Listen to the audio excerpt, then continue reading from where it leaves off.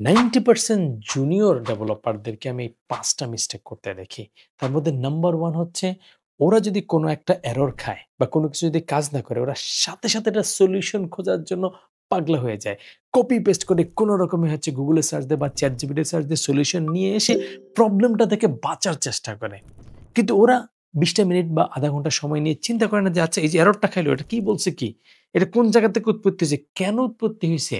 Logical thinking আমার কি ছিল? সেটা কেন ম্যাচ খায় নাই? তার মানে রুট কজ টাকে সলভ না করে উপরে কোন রকমে হাবজাব করে ফেলার চেষ্টা করে।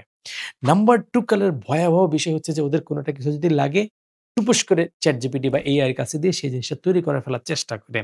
এতে ওদের ছোটখাটো ফিচারটা তৈরি হয়ে যাচ্ছে কিন্তু ওভারঅল সলিউশনটা, আর্কিটেকচারটা বা লং টার্ম যেই কোডটা লিখতেছে সেটার ইমপ্যাক্টটা খুবই ভয়াবহ হয়ে দাঁড়ায়। নাম্বার 3 যে প্রবলেমটা আমি ছেলেপেলেদের মধ্যে দেখছি যে ওরা মনে করে যে আমি বেশি টাইপ অফ লাইন যদি কোড লিখি অথবা আমার ফিচারটা যেভাবে বলছে সেভাবে যদি করে ফেলতে পারি এটাই আমার কাজ। আসলে সেইটা না। একজন সফটওয়্যার ইঞ্জিনিয়ারের কাজ হচ্ছে সলিউশনটাকে পারফেক্ট করা আরকি এবং এটাকে long term, short term impact করা। নাম্বার 4 হচ্ছে এরা কোড রিভিউ ঠিকমতো করে না। সিনিয়র ডেভেলপারদের কাছ থেকে কোন রকম হেফাক-চোখ দিয়ে হচ্ছে বাঁচার চেষ্টা করে।